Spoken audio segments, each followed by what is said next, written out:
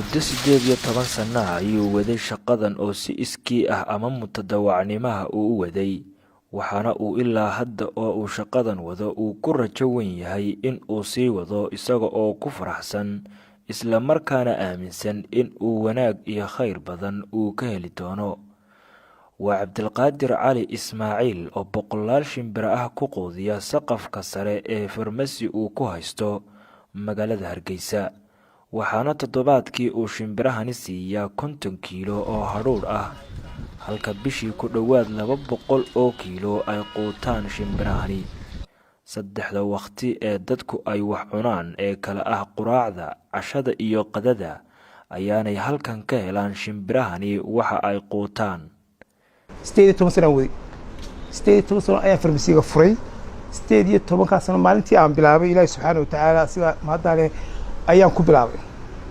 3 jeer ayaan maalintii u daadiyaa. aroortii waxaan daadiyay 12 doornimo, 3 galabnimo, habeenkii oo aroortii cunaan. muddadaas 18 sano ee aan waday meheradaas ay furnayd maalin may qadin. caruurteeda iyaga ay ugu urur badan sababtoo ah waxa ay sameeyaan marka ay ama waqtigeedii ka raagaan ama dib uga dhaco gurigay garaaci jireen oo qadhow garaaci oo dibna xaafado dhan bay wareerin jireen. dabadna war maanta meel bahadaysiin baa la oran jiray.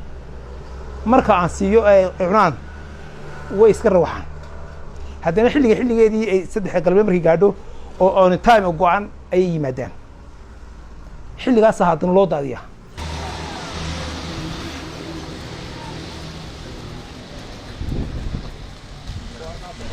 kharashka ay ku qaataan ama xisaabtooda ay qaataan markay maalintii 4 jeer qaataan bishii waxay cunaan galbad, bishii 7 cisho waxay cunaan galbad ama 6 cisho galbad bay cunaan.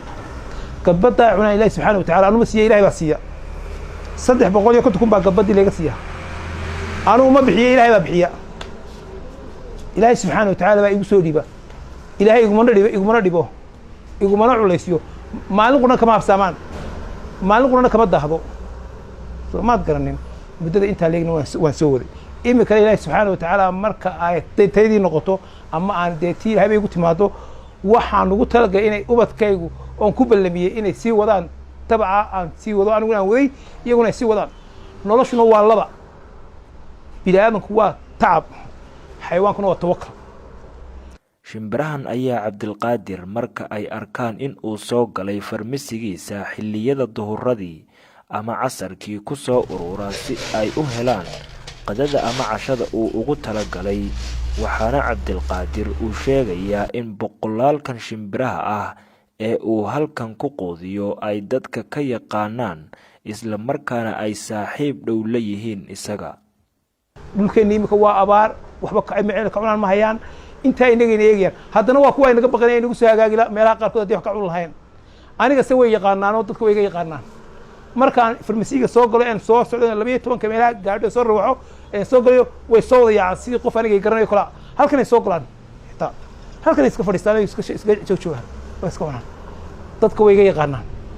diinta Islaamka ayaa dhiirigelisay quudinta iyo daryeelka xayawaanaadka aan caqliga lahayn sida shimbirahan oo kale, waxaana ay diintu dadka ku boorisaa in la ilaaliyo xayawaanaadka bahaa'imka ah sida uu sheegayo Sheekh Cabdiraxmaan Maxamed Cabdilaahi oo ah gudoomiyaha guddida wanaag farista iyo xumaan reebista ee Somaliland. xayawaanada ama ha noqdaan shimbiraha ama waxa duula ha noqoto ama kuwa afarta ku socda ha noqdo ama nooc walba ha noqdo in loo naxariisto way, in biyo la siiyo, in cunto la siiyo, in la xanaaneeyo, in gaalada aan ka iman dhulkaas gaalada ah bisadaha iyo eeyaha way dhaxlaan, way dhaxlaan, xoolahooda ay dhaxlaan ay qaataan garanaysa. habeenkii ka maqan tahay way rooleysa. taas waxa awlo ku ahayd dadka muslimiinta inay bisadaha xanaaneystaan garanaysa, ay ma taqaana wax siiyaan haddii la ku weligeed iloomis shimbiraha. marka ninka la yiraahdo Cabdirasaaq adii sheegaysa shimbiraha dalka gudihiisa 18 sano siinay, jazaa'ullahu khayr, Ilaahay ajra ka siiyo. ninkaas wax meel weyn buu wax geystay, Ilaahayna wuu qabanaya, adduunkana wuu ku helayaa fadligeed, aakhirana ajr buu ka helayaa. Khalid Wadadi, Goobjoog, Hargeysa.